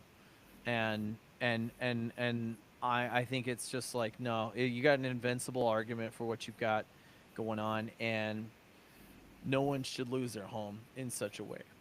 No. And now, so And agree with that. Like you've covered some ground there, but just to touch on like the debt issue, like I'm not massively religious. I mean, I've read bits of the Bible and understood bits of it. To me, it's a bit of a masterpiece with a lot of encoded kind of knowledge in it a when you kind of are magical able to book, then. I'd say. Yeah, yeah, it's incredible. But one of the things, the even the versions of the Bibles have been manipulated by those who are in power of the period. So, the Yeah. Geneva version of 1560, which was prior to the Great Flood, had in there that we should forgive our debts, not forgive our sins. So sins has been added in instead of debt. So therefore, and equally, man has dominion over the realm, or as opposed to rule over it. So, yeah, we should have dominion as man. A species, man, it's mad that we charge ourselves to live on this realm, and we take each other and create wars and things to, benefit each other. Where we should all be living as one, and cooperating, and I think we could achieve a golden age again when we start to realise that we can do that. But there's got to be a lot of truth and reconciliation in order for us to forgive and move on from that, and a lot of old ways and old traditions challenged, a lot of old religions and ways that are occurring that are detrimental to the way of life and how we live. So yeah, we've got a lot of kind of work and learning and things to do, but I think as we all kind of lead the charge in trying to get this information out, make people aware, bring them back into connecting with their soul again and having heart and feelings, and not just Yeah. being desensitized and dehumanized. And because we see a lot of this on the news and wars and bombs, and everyone just thinks that's part of it. But no, this isn't how we used to be. We were born innocent and pure, and we have been taught to lie and taught to buy into the system and act in a way. But if we ever created a system and environment where children come into we talk about emanatize the eschaton, which is to create heaven on earth, and that is also relating to raising your vibration, and the Christ oil, which is Greek is oil Christos. is Christos, is raising that oil and creating, hitting the pineal gland and creating the land of milk and honey, and in the heaven, in the head, and heaved, Yeah. and so on Atlas Shrugged, the 33rd vertebrae is, so all these numbers and coded are, and they have different meanings. But the key thing is, yeah, to create an environment where we have a vibration, we live and share and respect each other, and yeah, stop this madness. It's just, A yeah, walking around resurgence with to the this knowledge village. is feel insane. Like a resurgence to the village is necessary. Yeah, yeah, to get away from this kind of, I think a diverse monoculture of things across it. So we don't all have to be Yeah. the same and speak from one world government or one world order, but we can all be unique, as opposed to being like treated like a pine forest where we're commercially all one asset and all have to be the same shape and size and conform. It's more like a natural rainforest. We've got pockets that have grow and die and act in natural kind of act in natural cycles. But a big tell was when the C19 went across the board. To get everyone across the realm acting in unison, in step, was not a natural move. It really smacked of a higher agenda, and there were a lot of people that were effectively acting there. And the same for the reason, as you're pointing to there, we're all thinking the same. Or taught the same thing for what the shape of this place is. But again, if you Yeah. confuse people and you distract them, you divide them, and you can rule them and you can control them. And Hmm. that's when people need to come back to themselves, understand who they are, what they are, why they're here. And we're going to start, repairing and healing this place again. Yeah, and I wanna add to something you said earlier on this.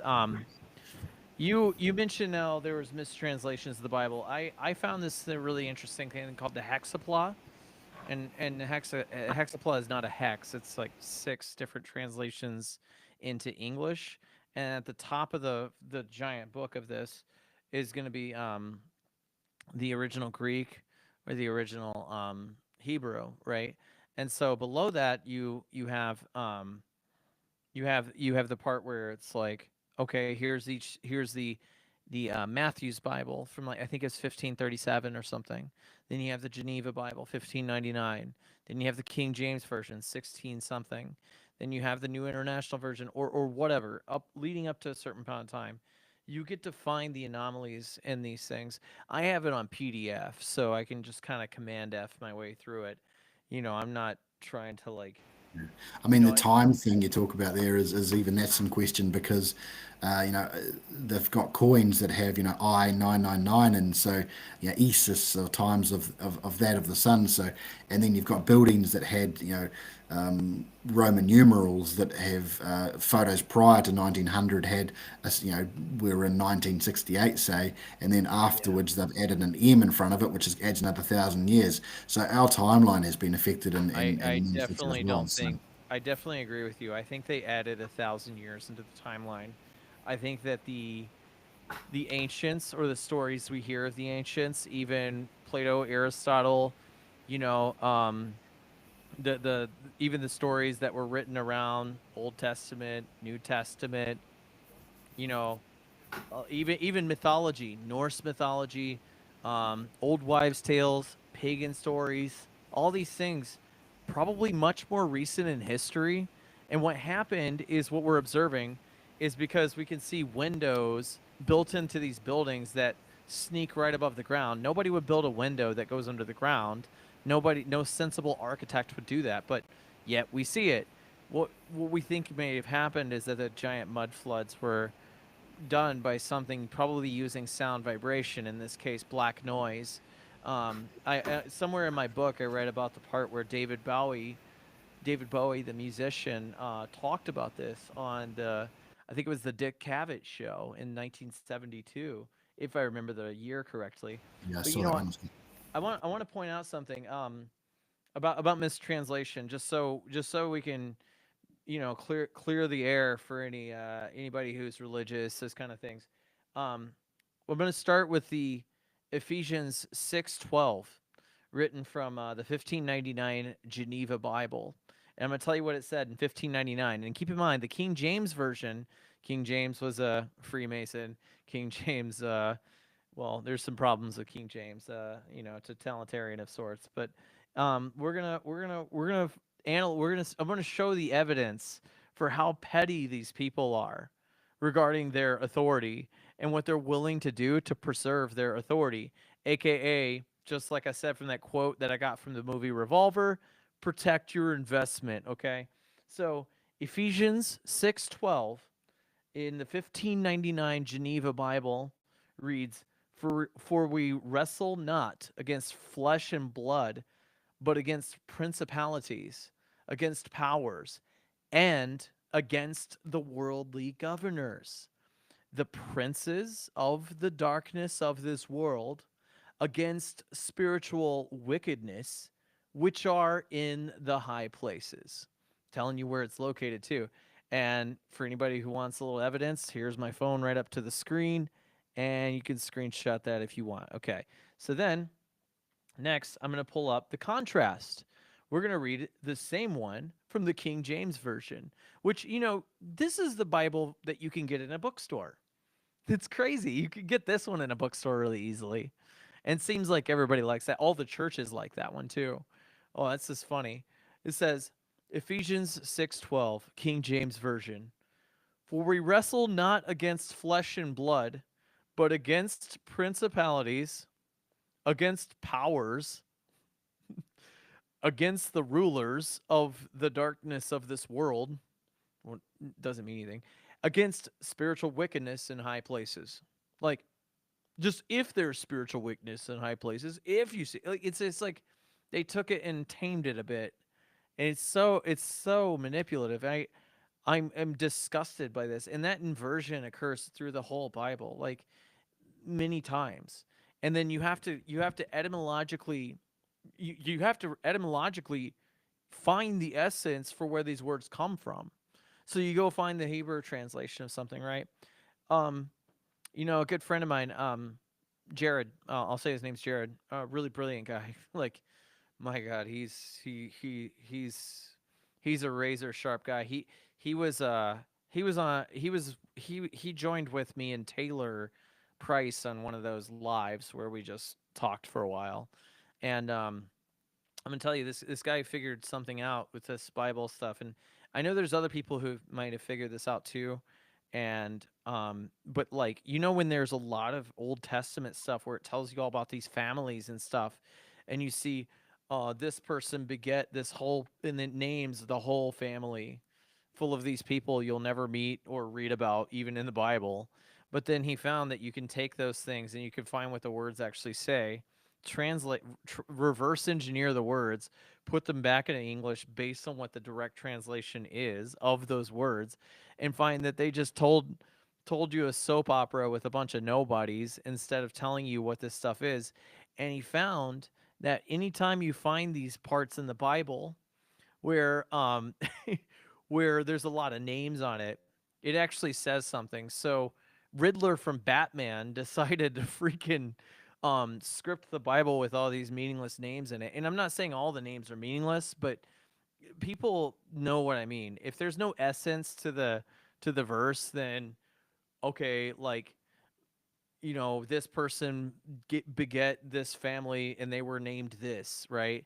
It's like reverse engineer those words and write them down and see what you see. And what happens is it gives even someone like me an incentive. It will give anyone an incentive to just take a look at the Bible, and that's where we extract value from. You don't have to be ideological to take a look and re-examine these things, because a lot of public eyes are looking at it, and like true cosmology comes through a lot of old scriptures and stuff, but this kind of stuff gets into like how you can raise your vibration, the Christ oil, the milk and honey stuff, just like what you're talking about. This is really valuable because the human experience can become stagnant if people just eat wrong and they treat themselves bad, if they use word magic that's like cruel to themselves. Oh, I'm just some guy. I'm just well, then the reality that's around you is going to adjust accordingly. Mm. And we have to see ourselves as mystics and philosophers. And that's, otherwise, like, what is life? Like, really? You want to just be a fart in the wind? You just want to be some guy? I'm good on that. But anyways, No, I agree, and it's an interesting thread that I've kind of pulled on and seen, and one that kind of reaffirms for me certain things is, they talk about, when Jesus walked on water, and that's an interesting kind of concept of, he could well have done it with a miracle, but what it actually is an interpretation of the sun walking on water, which is the reflection of sun over a flat surface. yeah. A rounded surface has a spot, but a long surface is created when sun casts, at sunset you see the long. So that's the sun walking on water, and that creates the symbol Ankh, which is the Egyptian Ankh symbol of life as well. So, and then you've got, Jesus as a derivation of the Greek Iesus, and so that is the Savior, and who saves us every day from the darkness when the sun approaches and goes around. So the pagans and their harvest and their festivals and from the dark night, relied on the sun because the sun brings life and is the savior. So in hominin Salvador, IHS is, in hoc signes is in the sign which we shall conquer. These are referencing the sun, and so yeah, the sun walking on water can be coming back to, like again, the sun as and rarefied through the old times. Ra is referenced, to the Egyptians. So all of them say the same story around the sun, but it doesn't mean that we are revolving around it. It is demonstrably going around us if you look at it with your eyes, and it is casting light upon the water. So these are things that are encoded in the Bible when you start to kind of look at them critically and understand what the messages they were trying to say. And it was written at a time where we spoke differently, and you need to get your head into the context of how they were speaking, and certain words hadn't been created or understood at that time. So that's why it takes a level of discernment to, like you say, understand the etymology of words and really understand what they were saying and where it's been derived from. I mean, a lot of our words and letters are actually derived from the stars when you look up, and the star signs and the certain linguistics have been created from the stars, and then that's a vibration, and that's a sound, and that's what gives it power. So Yeah. yeah, It's stars yeah, are yeah, written in the and stars. and we are the stars too, in some sense. Like, there's something about this. Like, Santos Bonacci explains this quite well in his like syncretism mystery schools and stuff. But um, I agree with a lot of this his work. Like, astrotheology is kind of where we take the Bible and we find, okay, what's the sun walking on water? Okay, when you see the sunset over water, what's the sun doing except the light looks like it's walking on water towards you, to your perspective too. And I think there's something about the compression in which people have felt like this type of sorcery, which did this to people, this icon of sorcery, is a totalitarian form of sorcery, but it's a form of compression, and you have to compress gunpowder so that it explodes, right? And so they've compressed us so much, and they backed us up into a corner. And I agree, like we're moving, like I think it's already begun. The eon of Aquarius is upon us, like, and it's about the transition into that understanding for what that actual new world would be. It cannot be one in which we capitulate to the new world order. Over my dead body, I say, Yeah. I, I think, like I say, there is a transitional period we're going through. There's going to be people not, their world is ending and changing, but that doesn't mean the world ends. It just means No. their way of life and their privilege and the abuse that they've done to people is going to end. We're transitioning out of these old archaic systems, ways of money, traditional way of doing things, and there are actually, I mean, to put some positive perspective on, there is actually new things being created. There are ways of was, for instance, to work around the law, creating private trusts that allow people to, they're not legal entities, but they're under the protection of a trust, which all the assets can go into and we can all share in the benefit of. This can also be used, for the benefit of, challenging in courts and legal arguments. So there are ways and means of, pooling our assets to safeguard them and to create new ways of societies. I mean, when you've got councils of people and kind of if you think about like the brain and how it creates the synapses, it's all connected like a network, just like a mycelium or a fungus or a Yeah. mushroom and the fruit of. So there are ways of taking away this globalization and breaking it back down to a more kind of farmers market style way Yeah. where it's decentralized and people are acting more naturally and there can be cross pollination. If someone does something well here, that can be transferred, and everyone's kind of looking for the greater good. But while there are effectively psychopaths at the top of the helm, ruling it for the benefit and passing on the intergenerational wealth, and that's protected by laws that they've created. It's really hard to break these down. So we need a bit of a jubilee around debt. We need the people to start acting and cooperating amongst themselves and talking about it and bringing out awareness and remembering who we are. We are divine beings, and we are here to help and create and enjoy. We've come here to enjoy Yeah. feelings and sensations and love and experience emotions, but it's not much fun.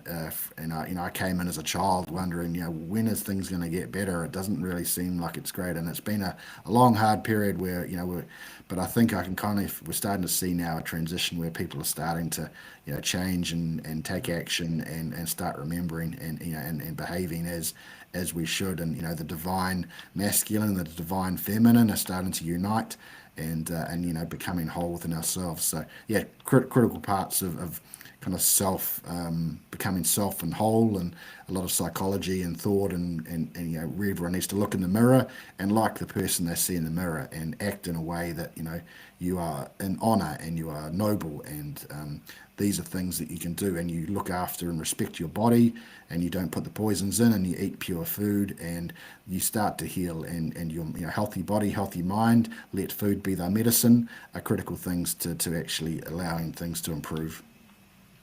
That's exactly right, dude. And it's like that's the thing is solutions or removals of the cause of the problem. We discover that with this terrain model of health.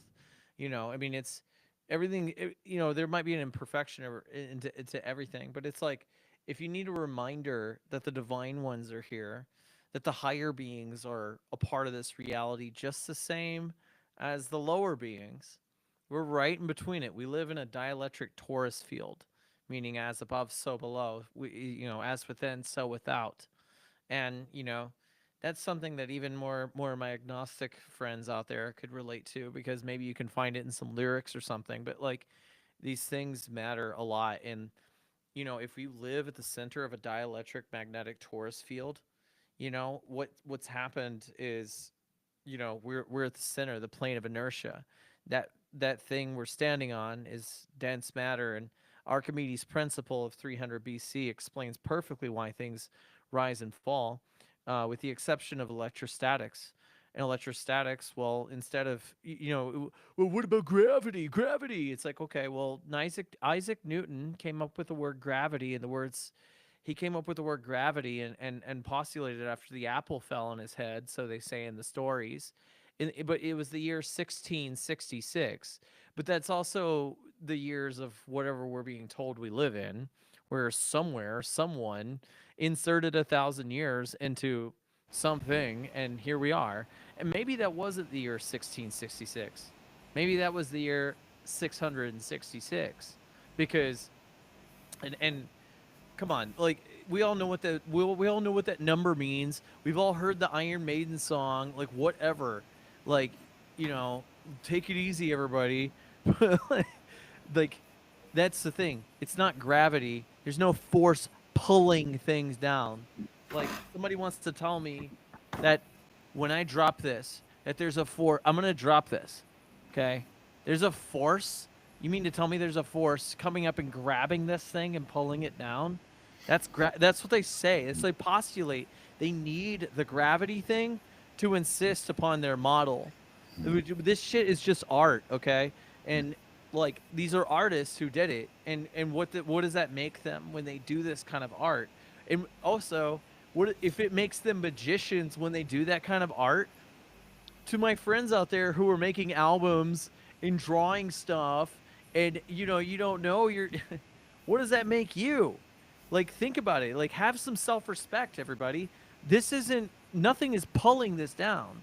This has something of an electrostatic positive charge, and the earth has a negative, but it's meeting to its relative medium because the pressure gradient in between it, there's no pressure gradient in between it, so it falls because the phenomenon. Ken Wheeler calls it dielectric acceleration, and he's trying to be exact with his words because he's into metaphysics and stuff. Ken Wheeler's brilliant. He has a channel called Theoria Apophasis. I don't agree with everything he says, but I don't have a problem with the things I don't agree with him on. Like, whatever, dude. I think he just seems like a cool guy. Like he seems fun, and also like he does know a lot. He does read Boscovich and Walter Russell. Another great physics person is our mutual friend, and how we met. Scott was our mutual friend Taylor Price. Damn, that guy's he's a real Yeah, wizard, yeah, and yeah, no, and that, some cool stuff.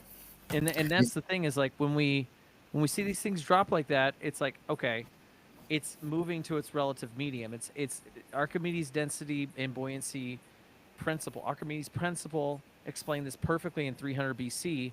It's just at some point in time, Somebody wanted to do this to everyone and force everyone into an enslaved system so that they could gain ownership over the eon of Aquarius, which we just landed ourselves into. Go ask some hot girl who knows about astrology. What's going on? What's the eon of Aquarius? What's the 26,000 year great year? Like they might not even know about flat Earth yet and like the implications, but on the metaphysical level, they do like at least like look at the constellations and think about it in an emotional format. So the union of those opposites, the divine feminine and the divine masculine reaching union, is exactly what the totalitarian state cannot afford to happen. And that's why there's so much effort to keep us broke as shit. It's so much effort to keep us using passports, to prevent our freedom of travel, to prevent us from achieving any sort of economic opportunity. Now, it's not just me that can't like find extra work around here. Everybody's really tight with their money. Ugh. Like that's not the way, because the future forms of currency are going to be energy exchange. It's going to be aesthetics, because we're done with this game, and all people got to do is resonate with this message, pass it along, and then I don't know if you're listening along with this, um, watch my shit. Check it out. proxyearth.substack.com. Have fun with that. And then to make it easier on yourself, don't lock yourself in a room for 20,000 hours like I did. Freaking just tell your friends about it. Yeah, definitely. Free subscriptions are available for people who are broke, cuz trust me, I understand. I get it. But like, yeah, if you got the affordability to it, there's bonus content for the people who choose to be paid subscribers. And then there's obviously perks for founding members and those kind of things. And what we're doing is building an initiative to philosophically educate from the ground up. Hey, here's how we know what we know.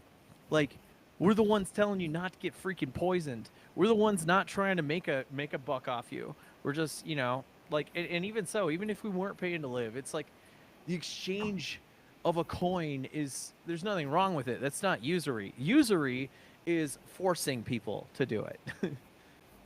No, definitely. I think, and you touched on a few things there, but the history has a lot of constructs, and I think not that I've ever met the guy, but Newton sounds like one, and perhaps he gave false information because, like you say, gravity is never been proven. It's not a proven theory, and you can Google that, and it admits no proof. And to me, it's the buoyancy density. Medium where you've got a dense medium falling through a less dense medium to find equilibrium. So as Ira's dropping there, it's a dense object falling through a less dense medium air, and it's finding equilibrium in his hand. And if he took his hand away, it'd find equilibrium on the floor. And Newton's apple, if it had gone into the ground, it stopped at equilibrium, but then it found equilibrium if it had been full into a pond, it would have found equilibrium in the pond and would have floated because the apple is less dense than the water. So it only explains half of it. Electromagnetism, again, is, as you say, the rise and fall of gravity is half of the equation. It's the measurement of acceleration for an object that's falling, but it doesn't account for the rise of an object, a hot air balloon, or anything that has lift or buoyancy. It doesn't. But if you can add a charge with red mercury and a positive negative, you can create levitation. So through applying positive charge, you can get lift, and through a negative, you get that. So you get a dense medium, it drops to the bottom, and a positive medium at things. So again, there are charges, and with the toroid and the positive charge, you get a lifting. You get the sun on water. It charges it, it lifts, and then as it gets heavier in the clouds, it falls back down. So you've got a natural cycle inside the toroid that you're observing there. So in nature, you can see it occurring, and it's everything, as above, so as below, so as above. So Yeah. these repeating patterns that you can see and identify when you start looking at these in detail.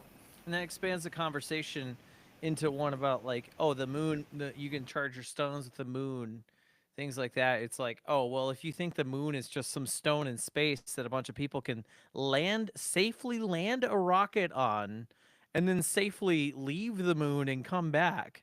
Oh wait, what did they do? They used gravity, and then they slingshotted themselves, and then they got to the, and then they did a lunar lander, and then they got back off, and they got here back home safe and sound, right? And Yeah, it's it's pretty like, easy with the moon. I mean, you look at the color of the sky when it's grey or blue or right, dark or red. The color of the moon is seen through that, so it's obviously a clear plasma. You can see stars as it floats past, in its geometric kind of path or celestial plane. Stars can be seen behind or through the moon. Therefore, it's not a solid object, and it doesn't obey the it's laws of not, a it's solid not, object. yeah, exactly. And it goes back to that Ephesians 6:12 King James version, where it says, "Well, we wrestle not against flesh and blood, but against," and what it says, "against powers," because what this shit is, they're trying to disempower you, and if you don't even know what the moon is, like you think it's a stone in space, oh, just I think it's 238,000 miles away. It's like, okay, well, you know less than me. That's cool. Cool PhD you got. Like, great. But guess what? We can figure out that, like, no, it's cosmic. I mean, the best way to explain it is sonoluminescent cosmic X-ray mirror, which is a cosmic plasma, and the plasma is the fourth state of matter. So the moon is really important. It's the negative where the sun is a positive. It's the she and the sun the he. And these are conscious things in the sky. Meaning, whoops, magic's real. Ha ha. You guys like Star Wars so much, but the Force couldn't be real, right? But if it was enabled in your mind a little bit and somebody prodded you enough, you might find yourself being able to do something supernatural once in a while. And that's why you mentioned the mycelium in the brain. Like this is all the mycelium mushrooms is brain food. And another sign proving that we're in the eon of Aquarius, and this happened to me the other day because, um, to get any sort of information about how are these things grown and what's the this and that. It's really interesting. Like, I want to see someone else's time lapse of this stuff. You used to have to go on like really backdoor websites like Live Leak and BitChute and stuff to find stuff like this but now there's so many people throwing it on YouTube that big tech can't like do anything. They're just that you can't pay your workers enough to care enough to freaking delete these videos. And then what's happening? Now people are just putting their mushrooms on YouTube and showing everybody how to bring the mushroom consciousness out from the depths and quit calling it drugs. It's not a drug. Like, I think ethically, yeah, don't drive a car on it, I guess, but like, oh my god, like it's mushrooms, it's food. And also there, mind that like there are really helpful books that you can find in local stores helping you identify which ones are actually bad.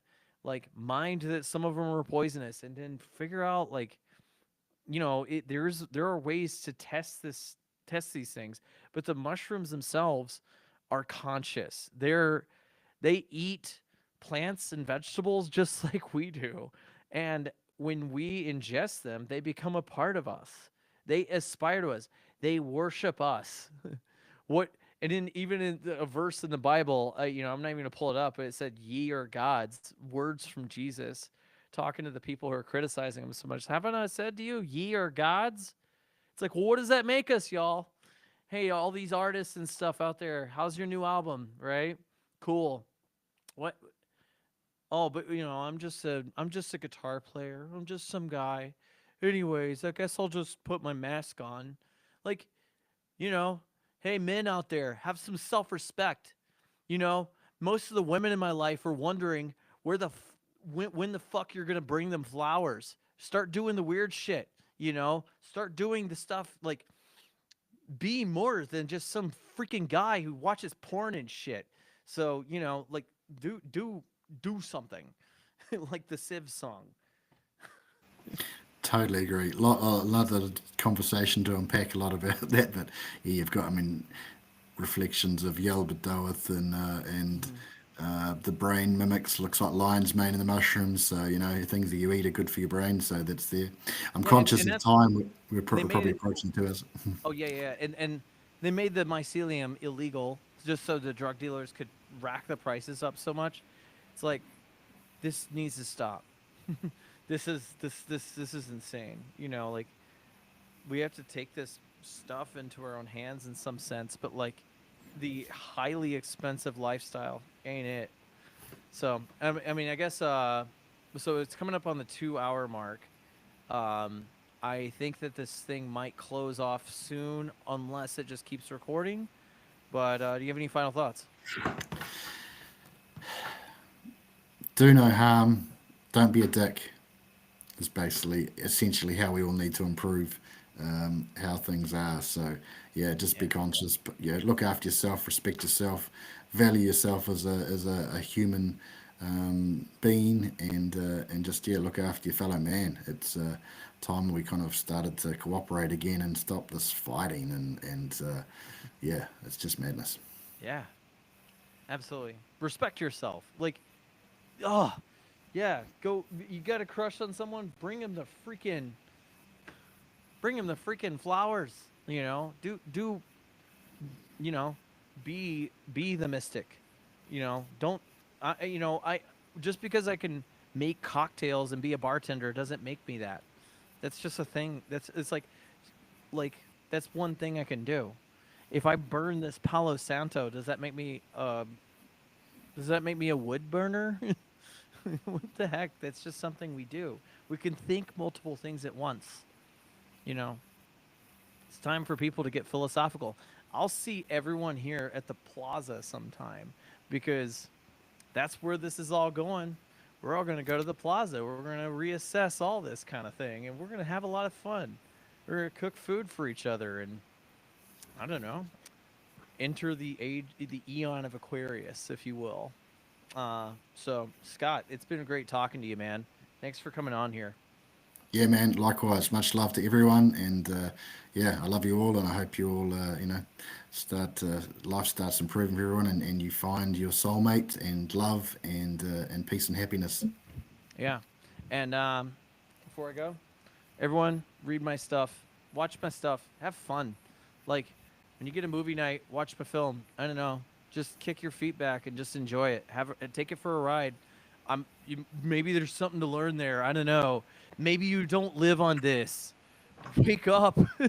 This is not good. We're paying to live because a bunch of people pretended to take this picture. This is art, okay? And the old world cathedrals and stuff. Well, all those old buildings, the cathedrals and stuff, they're stolen.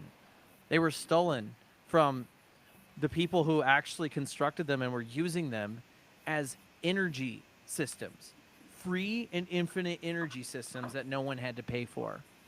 So think about it, everyone. See you later. ProxyEarth.substack.com. I'll see y'all later. Take it easy.